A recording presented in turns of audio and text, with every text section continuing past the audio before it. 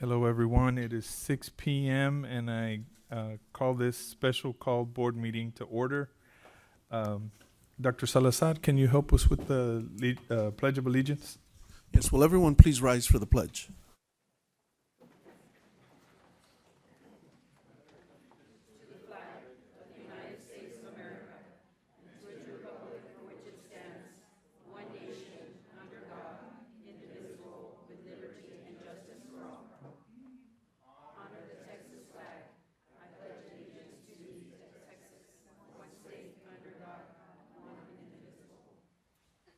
If everyone can remain standing for a moment of silence.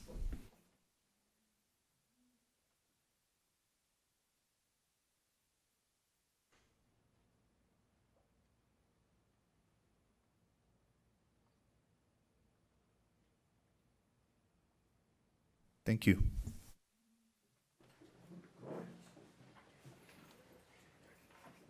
Mr. Castillo, can you call the roll, please? Yes, sir. Mr. Ruben Trevino, Present. Mr. Donald Henderson, Present. I am here, Martin Castillo, Mr. Jesus Amaya, Present. Ms. Sandra Garcia, Present. Ms. Leticia Quintero, Present. Mr. Kevin Montes, unable to make it tonight, Dr. Gonzalo Salazar, and Council, Ms. Villafuerte. Thank you. Okay, that brings us to Roman numeral 5, district recognitions. We have a couple of recognitions tonight. One, teachers achieving a higher level of proficiency and modeling lifelong learning. And number 2, we're going to be recognizing the Los Fresnos High School Falcon Band. Dr. Salazar. Mr. Trevino, members of the board, a couple times a year we set time aside to recognize our teachers who have continued their education and are working to achieve a higher level of proficiency. So twice a year, at the end of each semester, we invite teachers. We're very proud of the fact that Los Fresnos, we're on our way to having about 35% of our teachers with advanced degrees, and who benefits from that is our students. And so this evening, we begin our recognitions with by recognizing those teachers who have gone on to pursue higher education. So at this time, I'd like to call on our principals. Principal 4. Let's see who's up there. Ms. Pineda? Oh, we'll start with curriculum. Dr. Tadon. Good evening, President Mr. Trevino, members of the board, Dr. Salazar. I'm delighted to stand before you today to recognize and celebrate the remarkable achievement of one of our outstanding content strategists. It is with great pleasure that I announce Leticia Hernandez, who has earned a master's degree in curriculum and instruction, and this is a significant milestone because it is not a small feat. So Letty has not only excelled in her academic pursuits, but she's also brought a wealth of knowledge and a fresh perspective to our team. Her ability to balance work responsibilities while pursuing advanced education is truly commendable, and it sets a shining example for all of us. Her contribution to our organization has been invaluable as she constantly delivers high-quality work to teachers that in turn inspires their students. Please join me in congratulating Ms. Hernandez on this outstanding achievement. Her dedication and success deserve our applause, and we're excited to see her reach even greater heights in her professional journey. Congratulations, Letty. We are incredibly proud of you.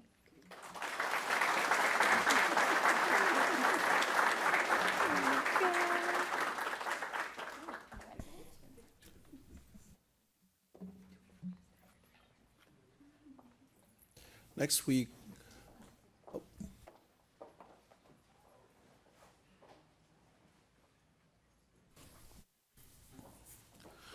we call on Mr. Escareño, principal of Laureles Elementary. Good afternoon, Dr. Salazar, Mr. President, members of the board. Today I have the privilege to present to you one of our best and brightest at Laureles Elementary. She has been a devoted teacher for 7 years, serving 5 years with Los Fresnos CISD. As a special education teacher, her commitment to serving the students with the most significant needs is truly remarkable. She faced a challenging journey in pursuing her master's degree during the pandemic. She had to stop her studies and employment to attend to her husband, who became very ill. Upon his recovery, she picked up right where she left off, coming back to her teaching profession and continuing her graduate work. Her resilience to attending this milestone in her professional career is a testament to the devotion that she has for her children and to encourage them to always pursue their goals. In addition to her master's degree, she also just received her certification as an educational diagnostician. I am proud to present to you Ms. Maria Perez.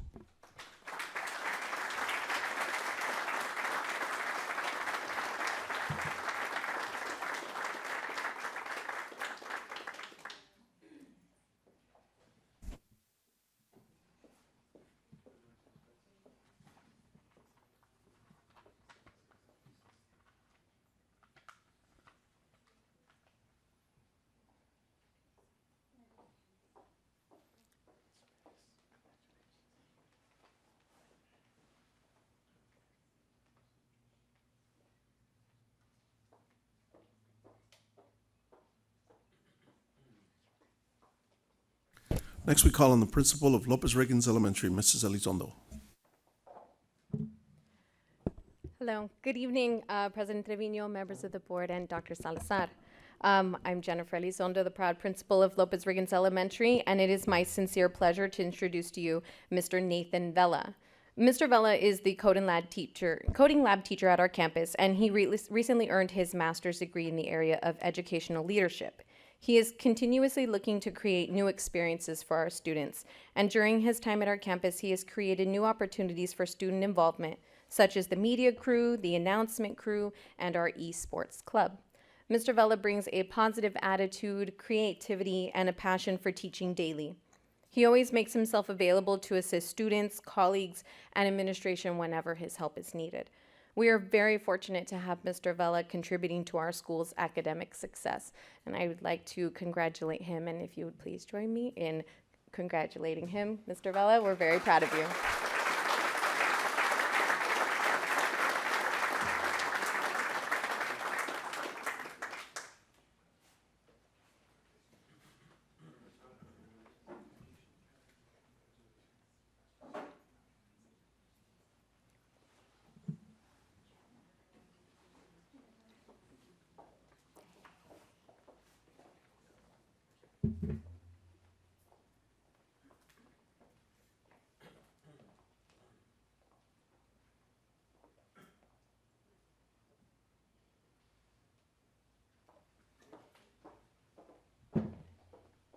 Next, we call on the proud principal of Los Fresnos United, Mrs. Pineda.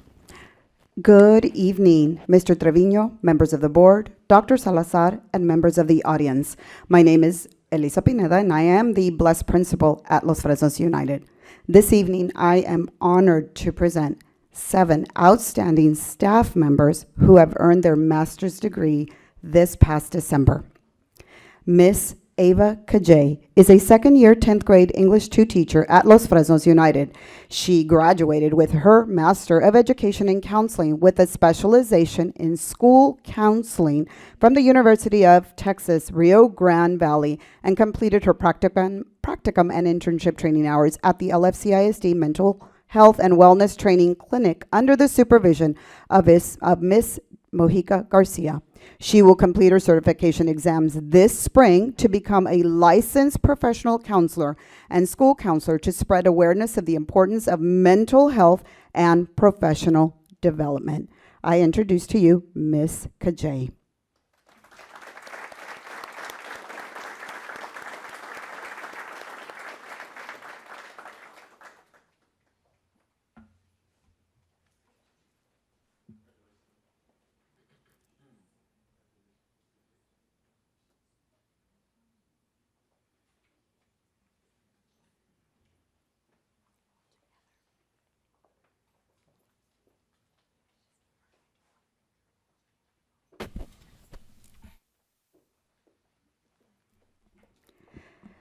Mrs. Edith Garza is a proud mother of 2 children. She is a Spanish teacher who began her career 20 years back and was fortunate to have been granted an opportunity to embark a new journey at Los Fresnos United. Mrs. Garza's dedication and devotion for students of Los Fresnos CISD has inspired her to be actively engaged in our district, serving as the Spanish Department Chair 10 years, LFHS and LFU UIL Coordinator 4 years, Spelling and Current Events Coach 15 years, co-sponsor of Sociedad Honoraria Hispánica, Mrs. Garza obtained a Bachelor's degree of Arts from the University of Texas at Brownsville and has most recently earned a Master's degree in Spanish from the University of Texas at Permain Basin in December 2023.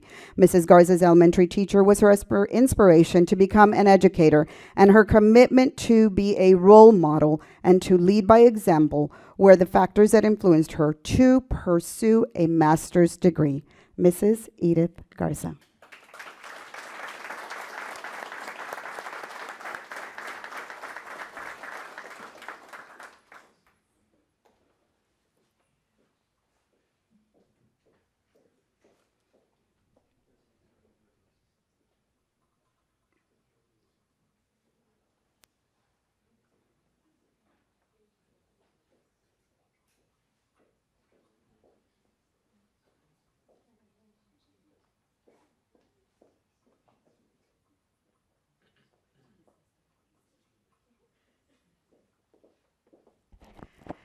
Mr. John Danielson earned his bachelor's degree in art at Graceland College in Lamoni, Iowa, and there is where he met his wonderful wife, Dee Cole Danielson, a Los Fresnos graduate.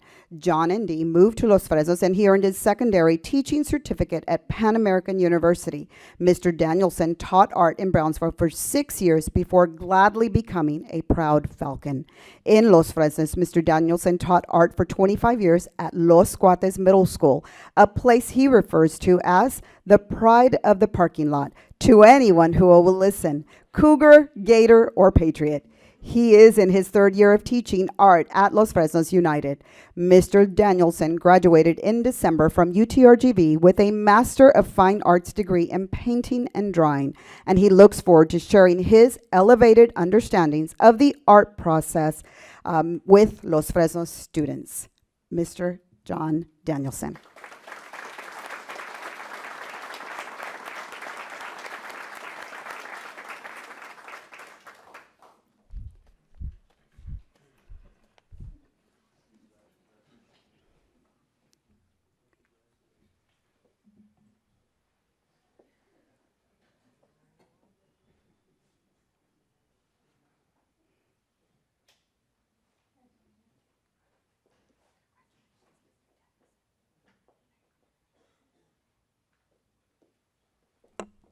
Mr. Julio Cisneros initially went to college as a music major, but left college and worked for almost a decade in retail.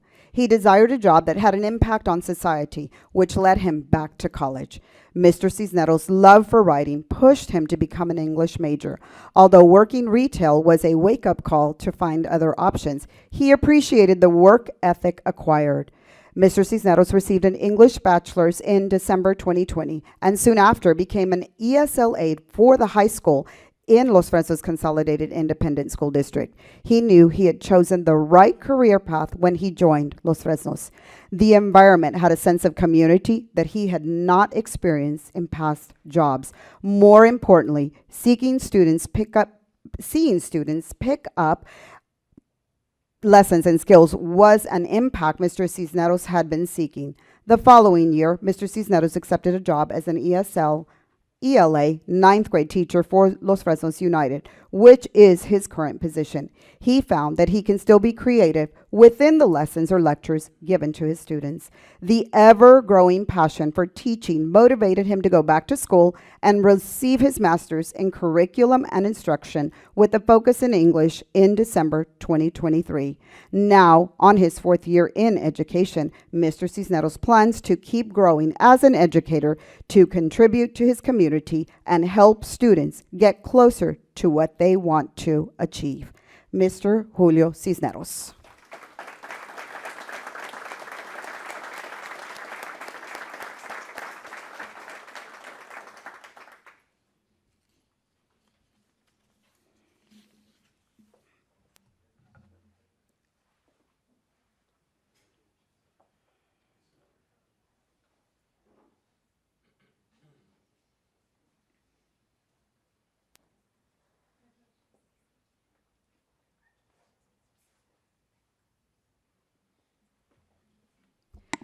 Mr. Mark Castillo is a 16-year veteran of the ELAR classroom who is now in his 8th year with LFCISD, where he currently teaches both Honors English 2 as well as General Ed and remediation classes. Mr. Castillo is also a UIL academics coach for our varsity literary criticism teams and has coached our squads to 4 32-6A district championships, as well as 1 regional championship and a 4th place finish at the state level 6A level in 2019. He received an Apple Award from our LFHS valedictorian, Kira Garcia, in 2020 for his positive impact on her academic journey. Having now completed his master's in curriculum and instruction with a focus in English, he hopes to continue to become an asset to LFCISD students, both in day-to-day and extracurricular advanced academic pursuits, as well as teaching at the collegiate level in the years to come. As a first-generation American and first in his family to receive a high school diploma, associate's degree, bachelor's degree, and now master's degree, he dedicates his most recent academic achievement to his son Tobias, a proud Olmito Ocelot and future Falcon, as Mr. Castillo aims to lay a path of academic success for him to follow in the years to come. Mr. Mark Castillo.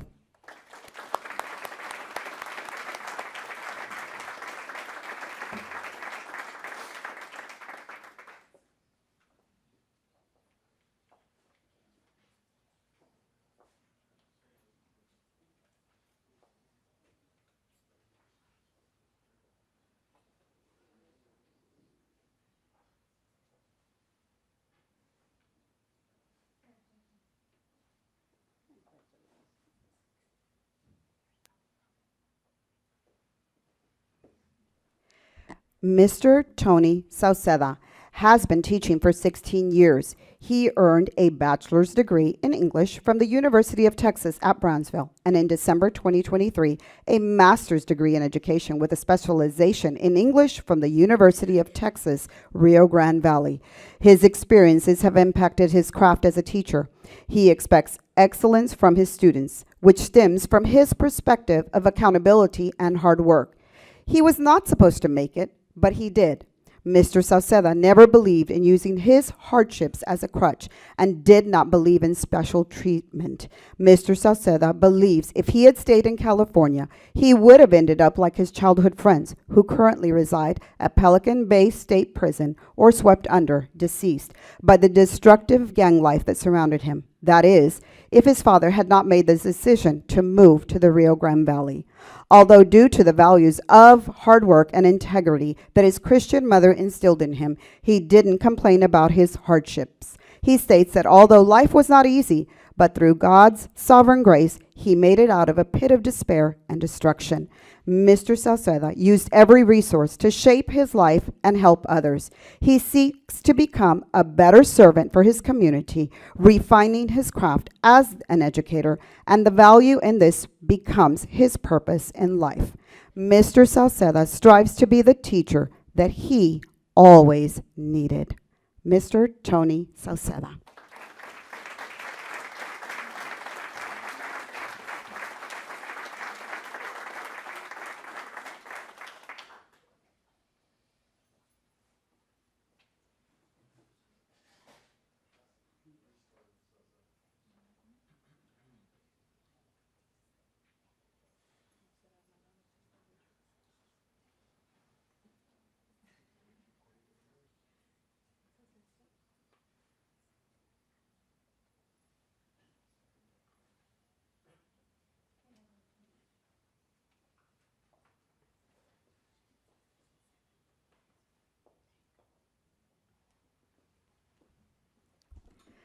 Mrs. Vanessa Arato is a mother of 2 children. She is a Spanish teacher at Los Fresnos United. Ms. Arato is one of the sponsors for the Sociedad Honoraria Hispánica for Los Fresnos United and LFHS. She has proudly been teaching for 18 years. Her lifelong desire to teach led to a pursuit of a bachelor's degree of arts and an associate in English to Spanish translation from the University of Texas at Brownsville in 2001. Mrs. Arato recently graduated in December with a master's degree in Spanish from the University of Texas at Permian Basin in 2023. Earning a master's degree was one of her personal goals. She also knows that this will also better support her AP Spanish students. In Mrs. Arato's words, "For all my years of teaching, what fueled my passion was to be an example to everyone and my students that trying and doing is a powerful tool. Don't let age be a limit to your potential." Mrs. Vanessa Arato.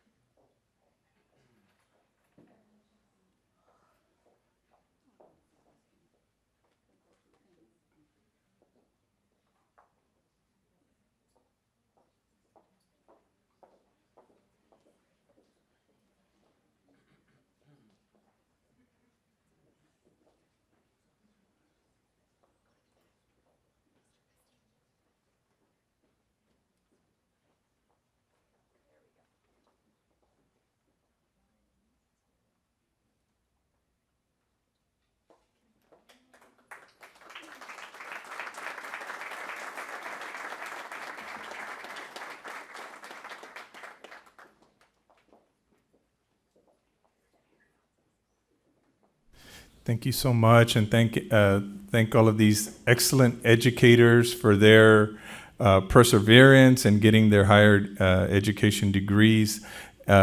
We know as a board that this does not happen alone, so I want to take the opportunity to have the family of these educators please rise and be recognized.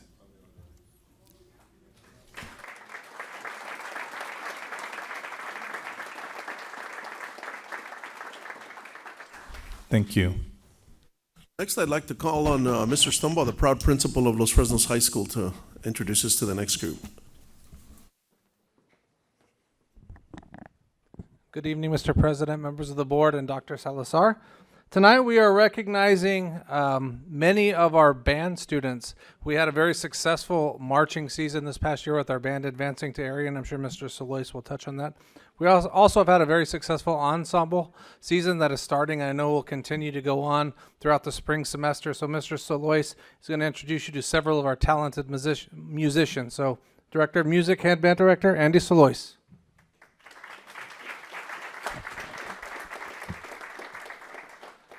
Good evening, Mr. Trevino, members of the board, and Dr. Salazar. Thank you for the opportunity to recognize a few of the outstanding achievements of our band program and the students who make our program successful. If there are any parents of band members in the audience this evening, please stand to be recognized, and thank you for your support of our programs.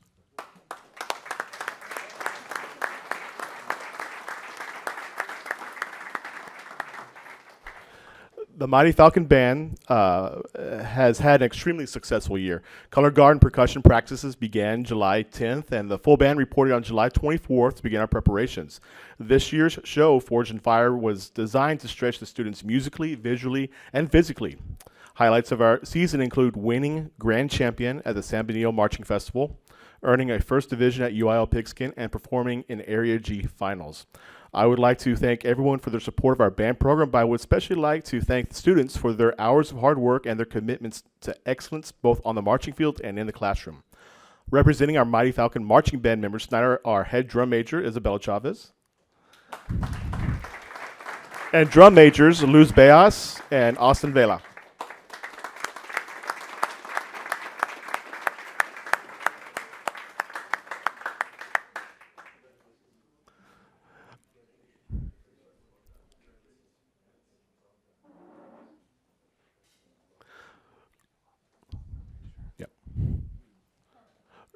Running concurrently to marching season is the Texas Music Educators Association All-State process. The process begins with auditions at the region level and progresses through pre-area and area competition, eventually leading to earning the highest level of achievement a student musician in Texas can achieve, All-State musician. This year, our students earned 34 all-district band recognitions, 30 all-region band chairs, 1 all-region orchestra chair, 11 all-region jazz band chairs, which was the most from any school, 12 area chairs, and 2 all-state chairs. We are proud to present our all-region area and all-state band members to you tonight. Jonathan Aranda, euphonium. Daniel Belmontes, tuba. Emmanuel Blanco, all-region jazz, drums. David Castellanos, tuba. Anali de los Santos, clarinet. Jesus Larson, trumpet. Rebecca Leal, flute. Isaiah Loa, tuba. Emmanuel Martinez, clarinet. Santiago Martinez, clarinet. Evelyn McGinnis, flute. Judith Meir, clarinet. Adrian Perez, alto sax and all-region jazz. Evelyn Quintero, oboe. Noah Ramirez, tuba. Johnny Rosas, percussion.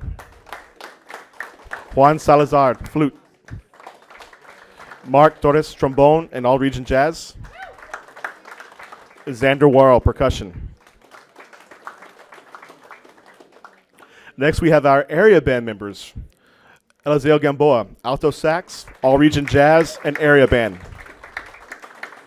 Thomas Hamilton, tuba, all-region jazz, bass guitar, all-region orchestra, and area band. Danny Morales, bass trombone, all-region jazz, area jazz band, and area band. Sarah Morel, bassoon, area band. Jonathan Quintero, trumpet, all-region jazz, and area band. Alonso Rivas, trumpet and area band. Enrique Rosas, trumpet and area band. Lily Salazar, clarinet and area band. And Avril Sanchez, flute and area band.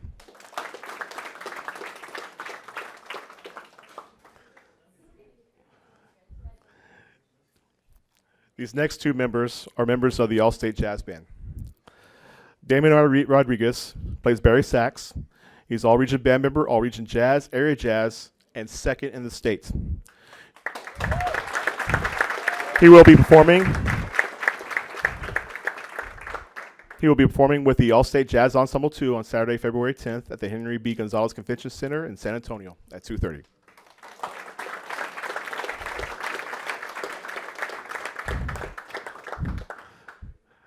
And Marco Acosta, all-region bassoon, all-region jazz piano, area jazz, and first in the state jazz piano.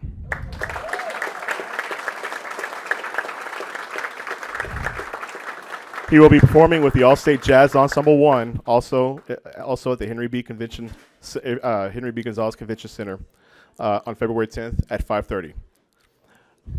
The Mighty Falcon Band is under the direction of band directors George Rangel, David LeClaire, Patrick Anderson, Nick Agato, and Alyssa Garcia.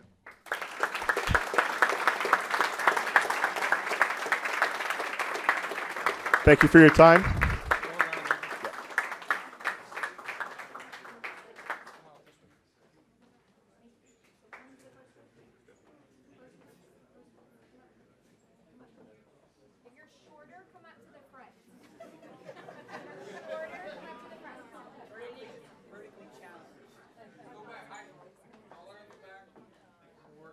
Xander, walk your way all the way up to the front.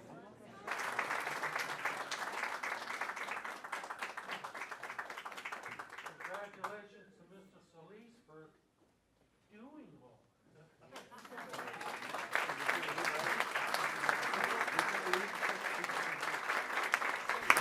Would the proud parents please stand and be recognized one more time?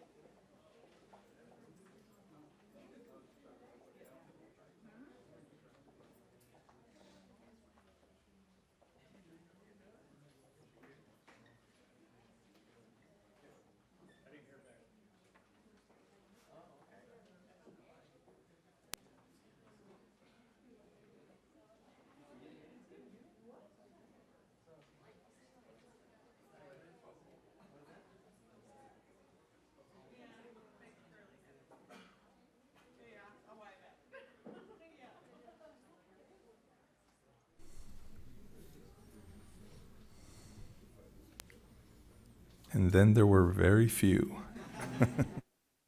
All right, we're going to continue on with our agenda. No one signed up for public comment or public hearing.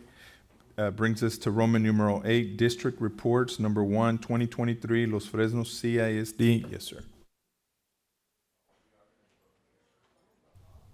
I'm sorry about that. We are going to do a public hearing. My goodness. All right. Public hearing, number 1, 2022-2023, Texas Academic Performance Report, TAPR. Dr. Salazar. Mr. Trevino, members of the board, this evening we set out to meet the requirements from TEA to present our district report card to the community, and here to help lead us in that presentation is our Director of Assessment, Mr. Ben Estrada. Mr. Estrada.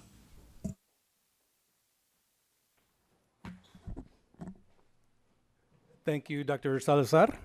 Good evening, Mr. Trevino, board members, Dr. Salazar, cabinet members, and guests. Right before Christmas, right before the Christmas break, the Texas Education Agency released the Texas Academic Performance Report. Now, this report provides an extensive amount of information on campuses and districts across the state.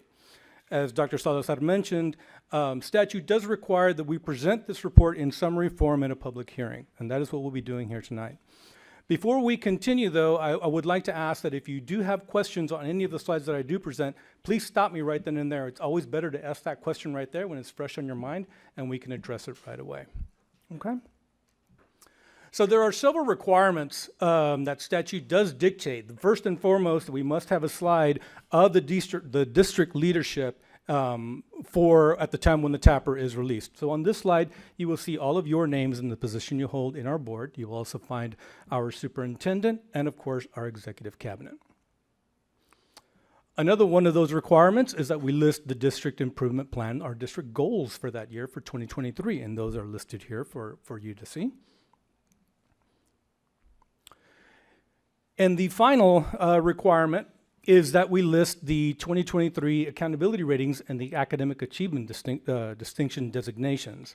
Now, as the slide says, these accountability ratings are currently under litigation and have been delayed. So let's talk a little bit about the litigation. So what happens with our testing, the STAR data that was administered to our students, or the STAR test that was administered in 2023, is very different than the test that was administered in 2022. STAR goes through several modifications, and this by far was the largest modification that was made. Several test item types were added to help determine whether students learn the content. Items like the extended constructed response, a short constructed response, click and drag of items, even questions with multiple right answers. So this was at the core of the argument of the litigation, because right around that time, the state also announced that they were changing the accountability ratings. So it was now going to be more challenging to get that coveted A that all districts were trying to get. So about 100 plus districts got together and sued our commissioner, Commissioner Morath, and the TEA, and basically said, look, if you're going to change the test, that's great. We already know this test is going to be harder, and we know our scores are going to take a hit. You can't change how those scores are applied to give us our ratings, because now it's harder to get the A. So you got to do one or the other. And because of that, it's stuck in litigation and has now been delayed.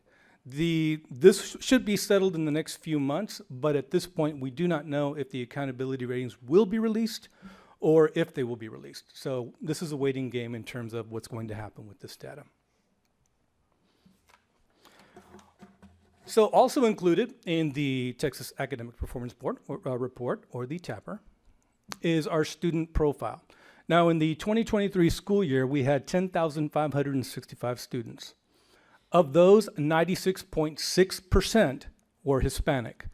The next largest ethnic group is our white students, with 299 students, or 2.8% of our population. Also making up our population is 81.5% of our students are economically disadvantaged, leaving 19.5% as non-economically disadvantaged. We have an emergent bilingual population of 23.1%. 53.8% of our students are at risk. And it cut off there. But I can tell you that underneath there is a program breakdown of our students, and I can tell you that we have 24.5% of our students in a bilingual program. We have 7.3% of our students in a gifted and talented program, and 16% of our students are in a special education program. Now, there are several data points that we're going to go over in this report that are delayed. They're basically 1 year behind, and that is because the state takes about a year to fully audit these particular data points. The operational expenditures is the first one. The numbers that you see here are from the 2021-2022 school year. So these numbers are about a year and a half old. So these numbers have changed, but we are required to report this data as it is part of the TAPR. Also included is a section on staff demographics. Now, the first part we want to cover is the highest degree earned by our teachers. Right now, our teachers holding doctorate degrees, we're holding even with the state at 0.8% each. When we get to the masters, as we just saw with all of our teachers earning masters, we jump up 8 percentage points, 33% in our district as opposed to 25% in the state. When we go down to the bachelor's, we have 64.8% of our teachers with bachelor's degrees as opposed to the 72.7% at the state. Now, some of you may wonder, okay, why is that number different? Well, if we take that 8% from the master's and take it down to the bachelor's, it's going to balance out because you must have a bachelor's to have a master's. And in the no degree category, we have 1.1% of our population of our teachers with this designation. And this is our career and technical education teachers who hold certifications in the areas of like electricity, welding, and carpentry. Now, one of the things that we like to focus on is the years of experience that our teachers have. And as we look through the numbers, we're going to put this all together and come up with something very neat at the end. So when we're looking at the years of experience, right now, in 2023, 4.5% of our teachers were beginning year teachers, first year teachers, as opposed to 9.7% in the state. When we go up to the 1 to 5 years, we go up a little bit to 18.9%, but the state still has 26.3%. But once we start getting into the 6 year and up, those percentages start creeping up. If we look at the 6 to 8, with 19.8% of our teachers are at 6 to 10, 37.9% are at 11 to 20 years, and over 20 years experience, we have 18.9%. Now, at the very bottom of this report is our turnover rate. Our turnover rate is 2 to 1 when you compare it to the state. We're at 11.8%. The state's turnover rate is 21.4%. So when we couple the years of experience with that turnover rate, we like to equate that to job satisfaction. So when teachers join our team, when they come to Los Fresnos, they're not leaving, which is excellent. And it's a great testament to the programs that we have here in our district. Now, of course, no performance report would be complete without student performance. Now, here in Los Fresnos, we like to keep a close eye on our neighbors and see how they're doing on their test scores. But our main competition is to make sure that we stay above the region and the state in our performance. So when we look at our data in terms of the ELA and the reading, you will see for the all students category, we are at 83%, which is well above the region and the state. And if we go across the bottom and go through these subpopulations of Hispanic, white, economically disadvantaged, special ed, and the emergent bilingual, you'll see that we hold steady above the region and the state in all of the subcategories. You're going to see the same status in mathematics. You will also see it in science. When we get to social studies, though, the numbers change a little bit. Now, last year, when we presented the TAPR, we announced that our area of focus was going to be the special education and the emergent bilingual and our English language learners because of their performance. And for the most part, those subpopulations, the special education did show increases. The emergent bilingual remained the same at 58%. But we noticed about a 3 percentage point drop in the all students and the Hispanic. Now, of course, when we see those drops, that's going to move us into action. So what we did is we created an action plan for our social studies. We set a goal of a 15 percentage point increase this coming year. And while there's several initiatives, the two bullets that I would like to highlight are the third and the second, actually going in reverse. So our teachers are designing mini checkpoints now. They're going through to make sure that students are grasping the data. And as they start looking at their data, they're making targeted interventions and targeted assignments to make sure that any points that were lost are made up in the next mini mark. And we're hoping that all of these will impact the overall performance this coming year. Moving on to the end of course, at the approaches level, at English 1, English 2, Algebra, Biology, and U.S. History, you will see that we are above the region and the state for English 1, English 2, Algebra, and Biology, and we are neck and neck in U.S. History at 94%. Last year, when we looked at our data for algebra, we made a conscious effort to address that particular subject area. 80% is not what Los Fresnos is used to.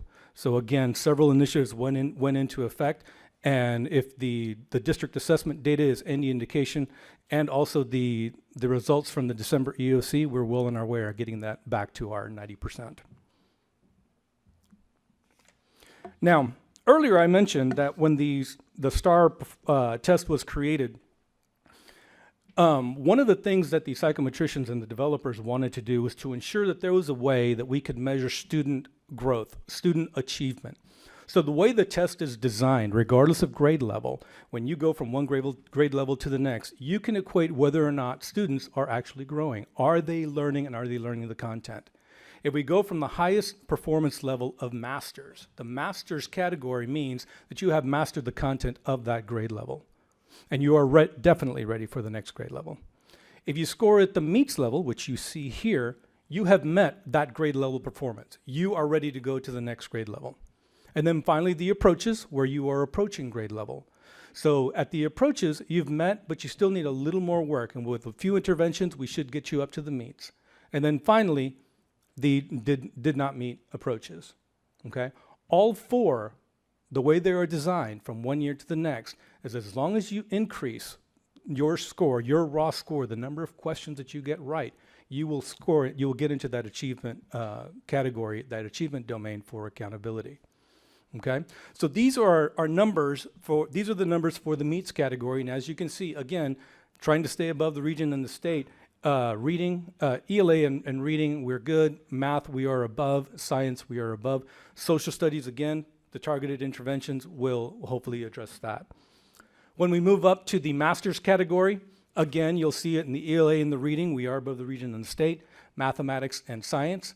In social studies, we actually went up in masters, so we were above the region in that state, but we are still trailing the state, the region, I'm sorry. Back up. The district was above the region. We are chasing the state.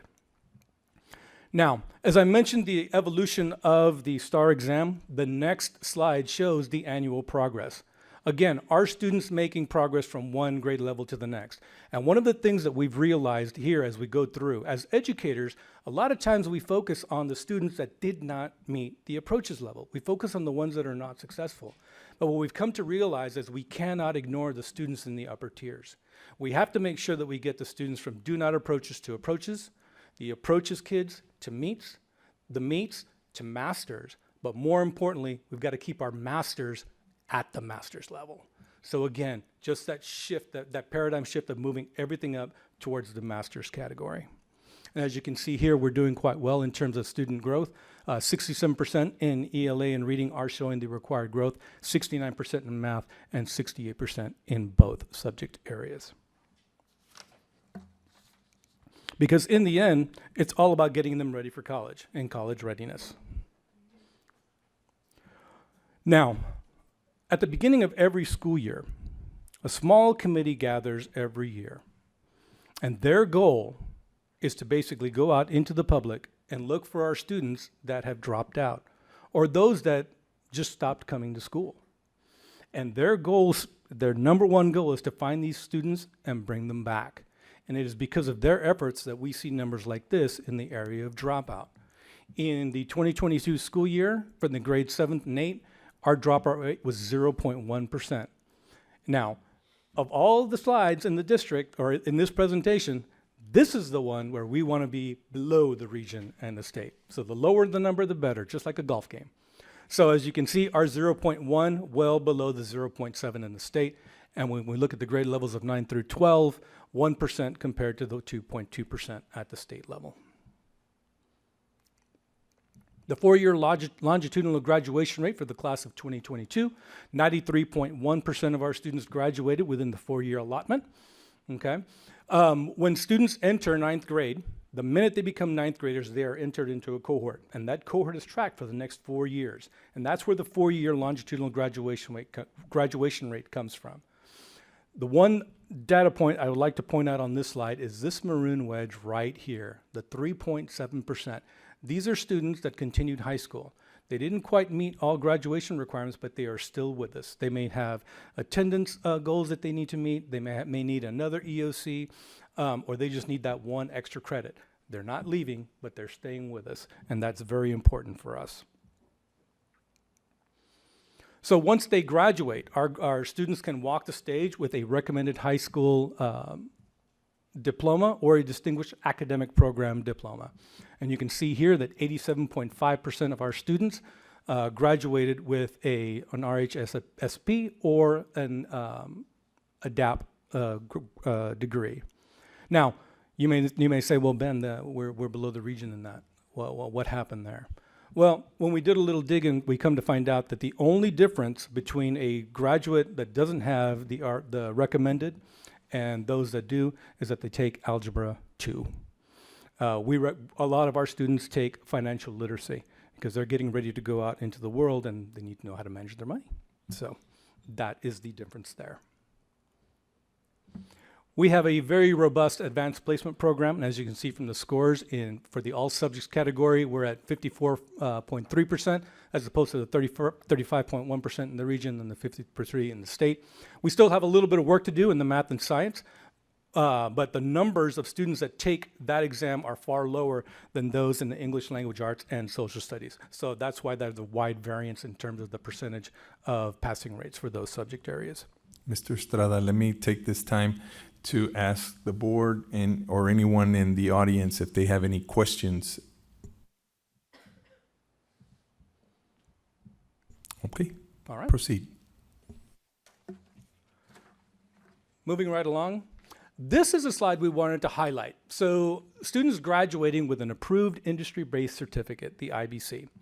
So in 2020, the 2020-21 school year, only 36% of our students graduated with an industry-based certificate. And when we're talking about the industry-based certificates, we're talking about a welding degree or a pharmacy tech or a med tech certificate. Certificates designed to get students into the workforce when they graduate.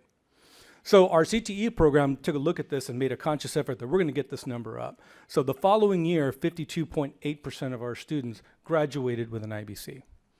Now, again, you may be thinking, Mr. Estrada, 57.7% of the region, they outperformed us. What happened there? Well, in 2022, there was a little program where students could get in and get a certificate in Google, and it was not very difficult. Okay, so a lot of districts took advantage of this to inflate their numbers. We did not. We chose to stick to our guns and stick to our traditional programs and make sure that we give students a quality certificate. Now, that particular certificate for Google has gone away. The state closed that loophole, so these numbers should stabilize next year. And then finally, what happens to our students when they leave us? What happens when they graduate? So for the class of 2020, we know that 53.5% of those students actually went on to an institution of higher education. That is impressive considering that 2020 was the COVID year. The following year, for the class of 2021, that number went up to 55.4%. Now, some of you may be thinking that number is fairly low. That's only half of our graduates. Well, Los Fresnos has a very large number of students that go to college out of state and also the private schools, which are not reflected in these numbers. Okay? And I believe this is the last slide, so I will pause here and answer any questions you may have. Do we have any questions? Ms. Garcia. you told us to stop you, but I didn't. So at the very beginning, you said that the ratings were being litigated. Correct. What impact does that have Um, on us, like specifically? they're really, Mr. Salazar, or Dr. Salazar. It doesn't really impact. Did an analysis at the beginning of the year, and back in August, September, we presented to the board, this is where we predict we are, and we're going to have to move forward. There was already talk about litigation. By the way, Los Fresnos did not participate in that litigation, and we just went to work and began our interventions for this year based on the internal. They gave us all of the data, they just didn't give us the ratings. And so that's what we've been working with we've been using this data to plan our interventions and the adjustments to curriculum and our approach. Mr. Henderson. Yes, can you bring up slide, I think it's on page 12, the demographics, please? Student demographics? What's the difference in economically disadvantaged and at risk, please? So students become at risk for a variety of reasons. The number one reason is that they're not successful on the STAR exam. So the minute they are not successful on the STAR exam, they become at risk. Economically disadvantaged comes from the surveys or the school surveys that are collected when students register in terms of parental income, and then from there they fall into a category. Thank you. I just want to notice on the demographic, when you look at page 12 and you see the demographics, right away I see 80% economically disadvantaged. I know Dr. Salazar, you referenced that a lot. And then we have 53% at risk, and then bilinguals, a quarter of our population, special ed 16%, large amounts. When I go to the other slides on page 18 and 21, performance, I'm just amazed. I want to congratulate our teachers, the administration, because when you look at slide 18 and 19, 20, and 21, all I'm seeing is the maroon, even in our EBEL, bilingual, they're above the region and the state all the way across the board in all of those slides. And if we go in just general, so that just speaks to the commitment of our educators, the support staff to help them. And I just think that's outstanding what you've done with that. I remember last year, I think you had Mr. Perales from Laureles Elementary School, who received an Ivy League scholarship. I see the proud principal of Laureles here, but that speaks well that the foundation is being built when it counts, and you've been doing that for 17 years, and I think that's what we're seeing now. We're reaping the benefits. So just a comment. Thank you. And I had a question. So I know there was a push for the closing of the gaps and the approaches and the meets and masters. So I know that we broke them out, but how are we doing as far as closing the gap? Do we have a percentage or number or something? Can I get help from Office of Academics? All right. As far as closing the gaps, when we are looking at our sub-pops and what the state considers as various indicators where we need to be closing the gaps, you can see that primarily we're looking at Hispanic, we're looking at the white population, our EBs, our SPEDs. So the numbers that are essentially there. We can see, for instance, in social studies off the top of my head, all students 75, when we look at our EBs at 58%, we consider that a gap. And that is a gap that we continue to work at closing. And so when we evaluate each of those subject areas, that's what we're looking for. Is there a gap between that sub-pop and our all students? We know that our Hispanic and our all student will often align because about 97% of our students do fall into that category. But we continue to look at each of the other sub-pops that we might be measured in, and even those that we don't get measured in. We're looking at all of those to ensure that that performance is about level. As Mr. Estrada said, the interventions that we put in place, in spite of the fact that ratings weren't going to come out, we put those interventions in place with the intent of closing those gaps where we saw those gaps, and knowing that that would increase overall performance, the all students category. When we can bring up one of our sub-pops, that often will bring up our all students category. And so there's been a lot of intentional work in areas that we know have been a weakness. The new test really exposed some of those weakness areas.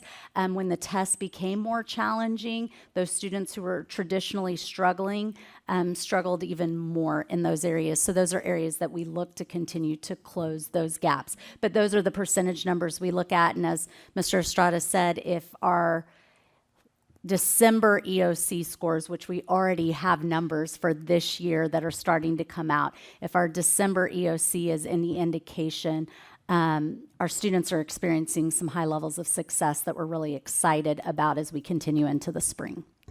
Well, as Mr. Henderson touched on, and I want to echo, when I was looking at those slides and the data, we are at the top, and so that's why I'm thinking we are closing the gap. You know, and the populations that you've mentioned are some of the hardest populations that we have to, special education in particular, and I'm aware of that area and what the state has done to that pop. So hats off to you all, hats off to administration and all of the teachers, because we know it's very difficult, and we really appreciate everyone's hard work on that. Thank you, sir. Anything else? Are we done, Mr. Estrada, with that? We're moving on to part 2, and I Oh, will that's turn right. the mic over to Mrs. Amaro Sibaja. Thank you.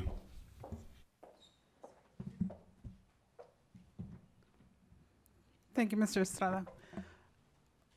So he brings the good news, and I bring the news that we are continuing to work on our discipline. It's a requirement by our TAPER report that we also report our incidents at the campuses, the discipline at our campuses, and what actions have we taken to address those discipline or incident issues. So there's a two-part. The first part is the incidents, the actions, and then the second part is what are some of the interventions that we're doing. So I know that in order to get the results that Mr. Estrada just shared with you, is we have to build relationships in our classrooms. We have to start working with our students and building those relationships. And for that, we need campus support, our administrative support. While our administrations take care of our discipline, our teachers take care of instruction in the class. So there's a support that needs to come from administration, and this is where you're going to see these numbers here. So I'm going to start off with, there's a comparison of 2 years, and I'm sorry, I'm not sure what's happening to the screen here. But Can we see if can we lower the screen anymore? Ms. DJ, can It's we? not just a matter of lowering the screen? No?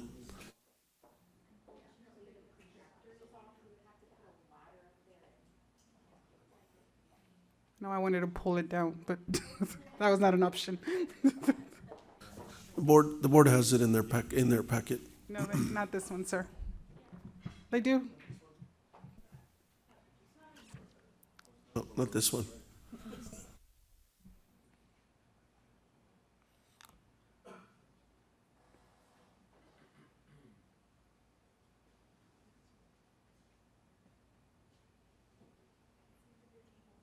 Yes, that's the end level. This is the end of the table. Is that okay? We show it through here? Yes? Okay. So on this first line, we have the incident report. We see, just to set it up, we have 2-year comparisons. So we have to do 21-22 and 22-23. The codes at the top, the 02, 04, 05, those are just discipline codes that we use in the PEIMS office. So for example, the 02, they're coding anything that's a felony, they code it as an 02. And as we proceed, those are the numbers that we use. So starting off with an 02, which is a felony, mostly what we have here is an assault. You see Los Fresnos High School and Liberty Memorial. Those are the only 2 campuses that had an incident last year, the year prior. So this past year, there was 0 incidents there. You look at an 04, here we went down from a 39 to a 29 in Los Fresnos High School, from a 4 to a 5 at Liberty, And then there was an increase at Los Cuates and also an increase at Resaca Middle School. And we had one at Laureles. This is the first time we have one at an elementary. You might say, well, what's happening at the elementary? But what happens sometimes is students bring something that belonged to their sibling, a brother, a sister, or someone that's older. And when they bring it to school, if it's in possession, then we have to code it as this. So that is exactly when I called Mr. Escareño, I was like, what happened here? And it's exactly what happened there. It belonged to a sibling and it was brought over. If you look at the high school, even though there's a 29, it went low, but that was something that has happened across the state. And I'm gonna share a little bit more when we come further, but a lot of that had to do with either an e-cigarette or a THC or a vape, and those numbers have been increasing at the state last year. And the state has made some changes this year, and I'll discuss it a little bit further as we go along. 06 alcohol, we had a decrease at Los Fresnos High School to 1. An 07 units or indecent exposure, we went up at Los Fresnos High School for 2. The felony offense at an 09, these are off-campus offenses. They went to a 3 at Los Fresnos High School. And again, this was an off-campus offense. And the 26, a terroristic threat at a 3 at Los Fresnos High School.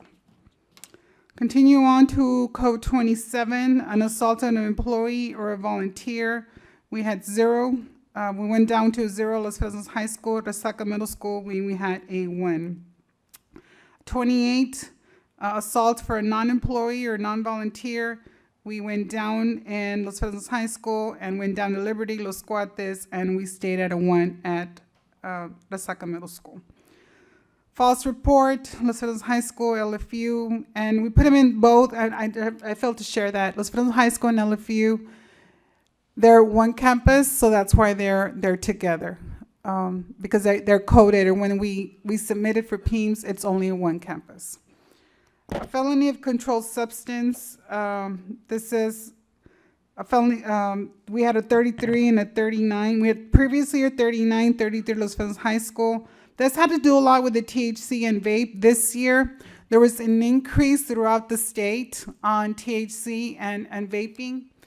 And as a matter of fact, what they've done is they've taken it away from a 36 and they made their own category and coded different for this year, just because of the number of incidents throughout the state of Texas.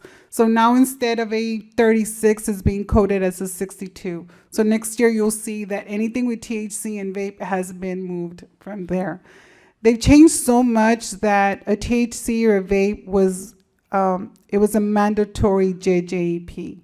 But due to the numbers that JJEP was receiving, they went ahead and said it's not going to be a mandatory JJEP. Now it's a mandatory DAEP. Now they stay in the district at an alternative center.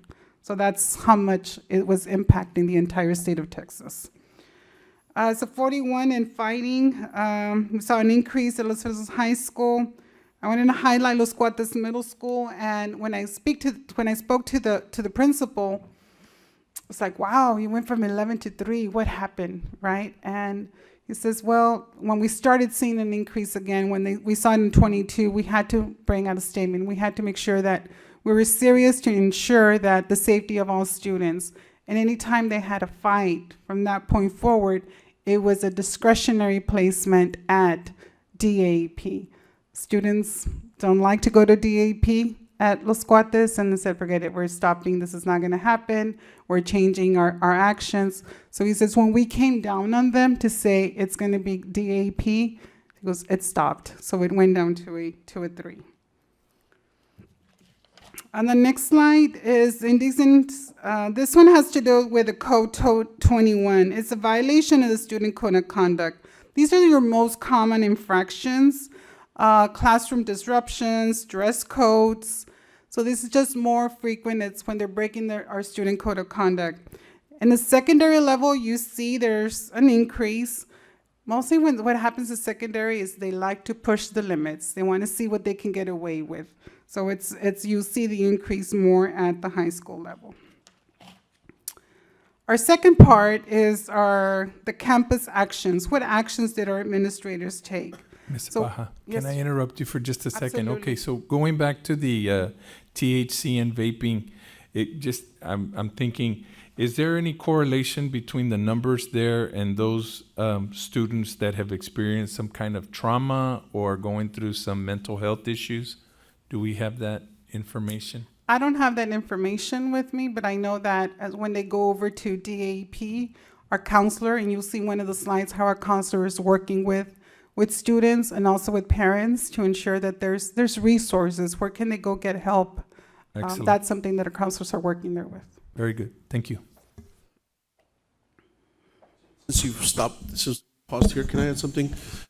Without this report, the first half, what Mr. Estrada presented, shows the academic performance of our students. And without what we're presenting right now, you would have a tendency to believe, the average person would have a tendency to believe that kids walk in with their hands by their sides, walking on the second tile, lined up from tallest to shortest, and you can see that that's not the case. Schools are microcosms of society, and anything that you see out in society is going to be reflected in our schools, and we have an obligation to educate the whole child, to redirect all of these behaviors so that they can learn to read and write.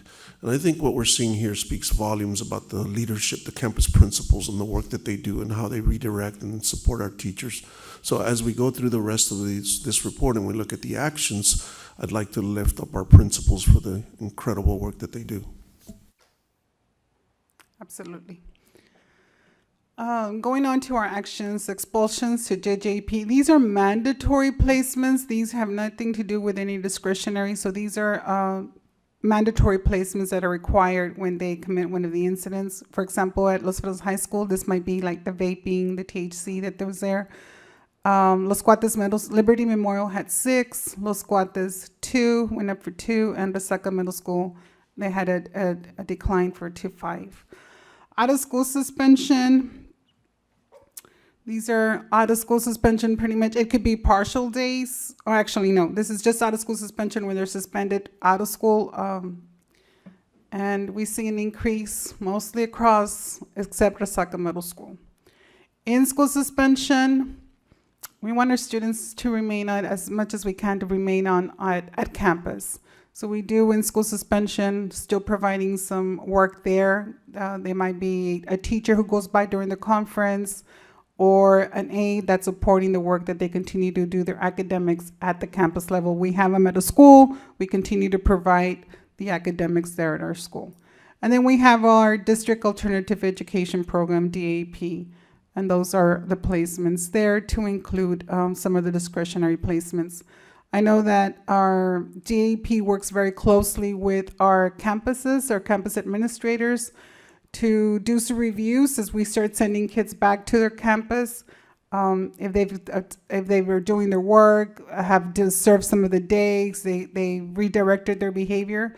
They have review committees or review meetings with the parent and students and the teacher saying the student is ready, has learned their lesson, has taken a teachable moment, and taken them back into their original campuses. So DAP continues to work there with our students. The next one is out-of-school suspension. These are the elementary campuses. What's important to note here, an out-of-school suspension for elementary, we cannot suspend anyone below 3rd grade. So this is only 3rd grade up to 5th grade. It's by state law that no one under 3rd grade can be suspended. So some of the campuses might say 0, and you might think, well, there's no out-of-school suspension. Wow. It's like, it depends on the principal and the tolerance of that principal. Sometimes they find alternative ways, instead of suspending a student, alternative ways to discipline the student there at campus. For elementary, no playtime works. Detention, lunch detention, so they use that instead of out-of-school suspension. And then we have the in-school suspension, unless, again, the goal is to keep our students there at home. And again, you see 0s there, and it's just that they'll just find alternative ways to discipline a student. Mr. Baja, so what would constitute an out-of-school suspension? What type of behavior would a fight? Fighting? If it's a fight, You know, they send them home. Sometimes it's for a partial day. Oh, They so say it it's could okay. be sending them home. Out of school suspension would be they're sending them Sending home. them home. They're asking parents to pick them up and they're being suspended from school. Okay. In school suspension, in some campuses, they might have a classroom Yeah. where they do in school. At the elementaries, they don't have a classroom in most elementaries. Sometimes it's in the counselor's office or in the library, and they do an in-school suspension, but it's not an official room. Mr. Henderson? On the DAEP, how much latitude do the principals have, flexibility to send it? Is there a cap from each campus? How does that work? So at DAP, if it's a mandatory, right now, we have room.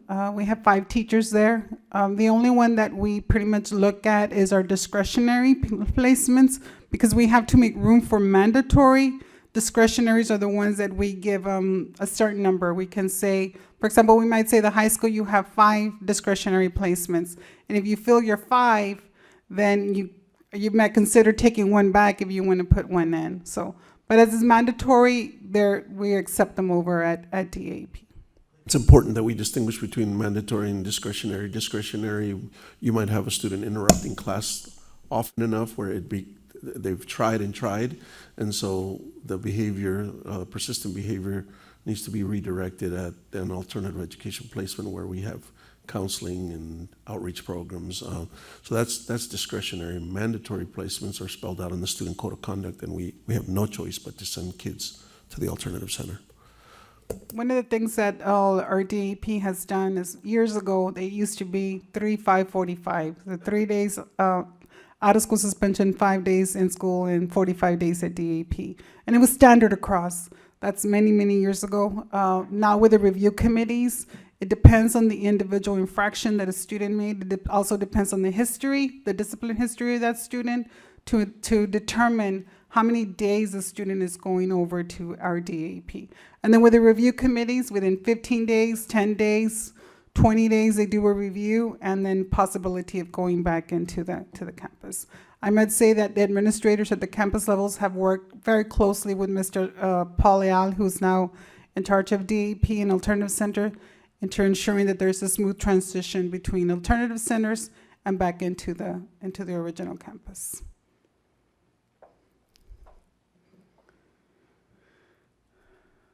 Continuing on, then we have the continued, this is the LEA, the local education agencies. Sometimes what happens is students are coming from other districts at the beginning of the year, mid-year. Sometimes they think, oh, I'm leaving this district, and they won't know.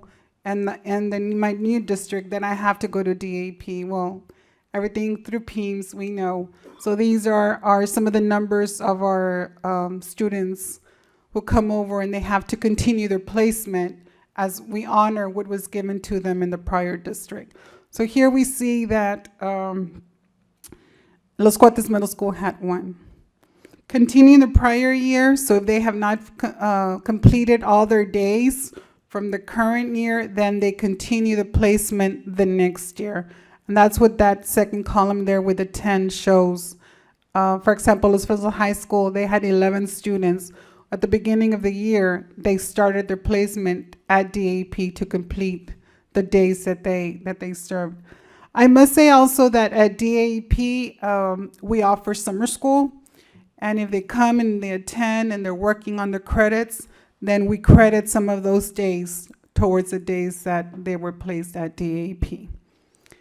Code 12, the expulsion, that's continued expulsion. We had 0, so they completed and there was no need to continue it. This is your part, out of school suspension. So this might be for a period or half a day. So if they were suspended for part of the day or out of school suspension, then they're sent home. This is just partial days. Or partial days ISS suspension, this might include 1 period. And then mandatory actions not taken. These numbers you hadn't seen before, which is the 27 and the 28. So a 27 pretty much is saying it's a mandatory placement, but through a manifestation, 27 is for special ed. If there was a manifestation and they can tie the disability to the action, then the committee might say, no, we're not placing them. It's not going to be a mandatory action taken, so we code it as a 27. So the same applies for a 28, but in this case, it's for regular students. The administrator will look at student history. Was this self-defense? Was there an intent or lack of intent to hurt someone? And they might give, instead of mandatory placement to DAEP, they might take another discipline action instead of making it a mandatory. So we had 2 at Laureles Elementary, and that goes back to what we talked about, that student who was caught with something in his backpack, and it was a mandatory placement to JJAP. And we said no, looking at the history, what was the intent, and we coded as a 28, under 28, so we had 2 of those. Section 2, what are interventions and preventions are you doing? So we're going to start with our school counseling program. And this year, working with the counselors and with Ms. Sandra Romero's, we tiered the programs and tiered the resources that we're offering to students. So you've looked at Tier 1 services. These are services for all students. So all students receive all these services, to include the bullying prevention curriculum, character strong education, middle school awareness. So all these programs are for all students. Then we go to Tier 2. And Tier 2 is for identified students. So now the counselors are working with smaller groups. They're counseling in small groups. This year, with the restructuring of our counselors, we have one counselor who's offering district support counselor, and she's an internal licensed professional counselor, and she's providing counseling for short term, working with students, working with their families, or providing them the resources.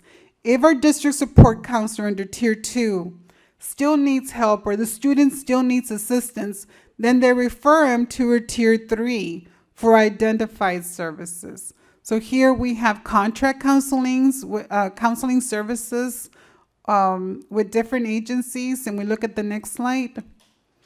Here are some memorandums of understanding that we have with all these agencies that our counselor from Tier 2 might say, okay, the student needs additional support than what I can offer here in the district. And we start making referrals, or she starts making referrals to all these agencies that we have here. Then students will need alternative education program at DAEP. Once Mr. Leal and the teachers and the counselors receive them there at DAEP, we continue to provide services. We look forward to the targeting counseling sessions with a counselor there. They have a counselor there at DAEP. Right now, he's working on a merit system. Horticulture is very important for them. They like to work with their hands. They like to be outside. So I know the science teacher has established a program there at DAEP that keeps them active and also shows them leadership skills. Student presentations, substance abuse and effects. I know that administration there works very closely with our police department and to provide presentations, and we have some presentations there that they conduct there. They also work with our parent educators, with our parents, and to provide, where can you see this at the house, or what are they hiding it in a pen or in a can, or so they also go review with parents the trends that are happening. On our next slide, we have our police department. Like I said, they work closely with our campuses. But some of the things they're doing is they're visible at all our campuses and all our facilities. They engage in parent and student meetings to provide guidance. They collaborate between the campus behavior coordinator and our police. Drug awareness and consequences presentations, such as task force. And we know that our canines are very busy throughout their days. We have 2 here at our district that conduct on a daily basis. They're deployed over to our campuses and provide services. Our Family Engagement Department, with Mrs. Medina, they provide social emotional parent presentations. They collaborate also with the police department to bring them in, drug awareness, ensure that like I mentioned before, parents know the trends that they're seeing or what they need to look for at their house.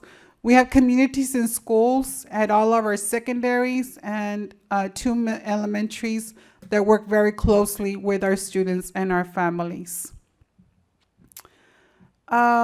We continue with some of the topic education targets that they use or that they work with. I must say that we are blessed to have 2 individuals in our Family Engagement Department with masters. We have one that has a master's in education or counseling and a master's in social work. And this year they're targeting that reflection and integration sessions. These are for parents of at-risk students. It's family-centered strategies based on needs. So pretty much it's counseling, looking at the social needs of that family. It's small group. They do presentations for the whole group for parents, and they usually do them here. But then they do more targeted, more reflective, more counseling sessions with a family. Sometimes families don't want to come out and seek for help, but just with these 2 individuals at the Family Engagement Department, they're able to share their needs and what they need to continue to serve our students. So that's something new there. This year, in 2019, we had a Family Engagement Symposium. This year, on February the 10th, we have our 2nd Family Engagement Symposium, and we're looking forward to that at Resaca Middle School, where, again, they're looking at mental health, social emotional learning, and different topics that they will be covering with all of our parents. And I think that's our last slide. Any questions from the board or comments from the board or the audience? I would like to make a comment, Ms. Baja, in looking at the interventions that we have in place. They are very comprehensive, and I really feel really good about the strategies, the place where we're at now in providing the services for those kids that are at risk, that are showing some of these behaviors. I understand, there is a shortage of counselors and things, but we are growing our own. Tonight, I believe there was one in the group who received her master and will be taking her board. So I truly believe that we are on the right track and we have interventions in place for those students who are needing those services. So thank you all for that. Really appreciate it. Thank you, Ms. Motto.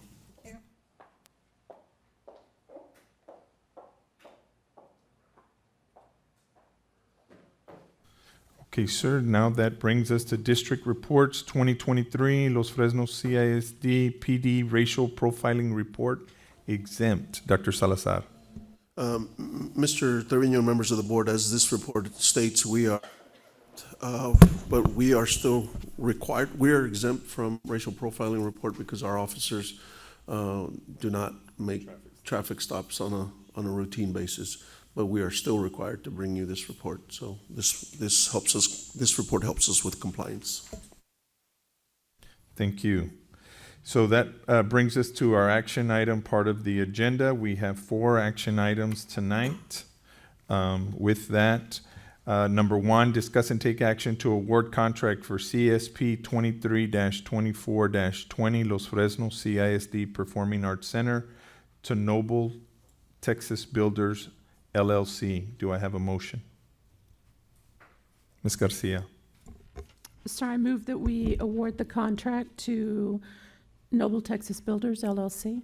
Do I have a second? Ms. Quintero. Is there any discussion? There being no discussion, all those in favor of awarding contract CSP number 23-24-20 for the Los Fresnos CISD Performing Arts Center to Noble Texas Builders LLC, please raise your hand. Action item passes unanimously. Congratulations. Well deserved. Number 2, discuss and take action to approve the Texas Department of Agriculture Notice of Administrative and Procurement review findings, required corrective action, and fiscal action. Do I have a motion? Mr. Amaya? Mr. Chairman, I move that we approve the Texas Department of Agriculture Notice of Administrative and Procurement Review Findings, required corrective action, and fiscal action. Thank you. Do I have a second? Mr. Castillo, any discussion? There being no discussion, all those in favor of approving the Texas Department of Agriculture Notice of Administrative and Procurement Review Findings, required corrective action, and fiscal action, please raise your hand. Action item passes unanimously, 6-0. Number 3, discuss and take action as necessary to add, revise, or delete local policies as recommended by TASB Policy Service and according to the instruction sheet for the TASB Localized Policy Manual Update 122, second reading. Do I have a motion? Thank you, Mr. Amaya.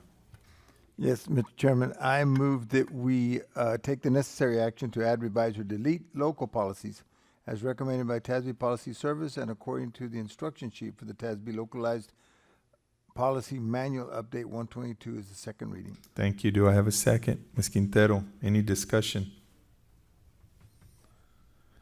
There being no discussion, all those approving the action, Jesus. All those in favor, please raise your hand. That's a tricky one. Action item number 3 passes unanimously. Number 4, discuss and take action to approve superintendent's personnel recommendations for the following positions for the 2023-2024 school year. A, teachers. B, counselor. C, assistant principal. Do I have a motion? Mr. Castillo. Motion to approve, sir. Do I have a second? Ms. Quintero, any discussion? There being no discussion, all those in favor of approving superintendent's personnel recommendations for the following positions for the 23-24 school year: A, teachers. B, counselor. C, assistant principal, please raise your hand. Action item passes unanimously. They're here? Oh, great. If you can please stand, be recognized. Welcome. Congratulations. You good? Welcome to the Falcon family. You picked the right one. All right, that brings us to closed session where we will be that pursuant to Chapter 551 of the Texas Government Code, including but not limited to 551.074, we will be discussing all items as appropriate regarding personnel recommendations. No, we will be discussing superintendent's annual summative evaluation and discussing superintendent's contract terms. It is 7:30.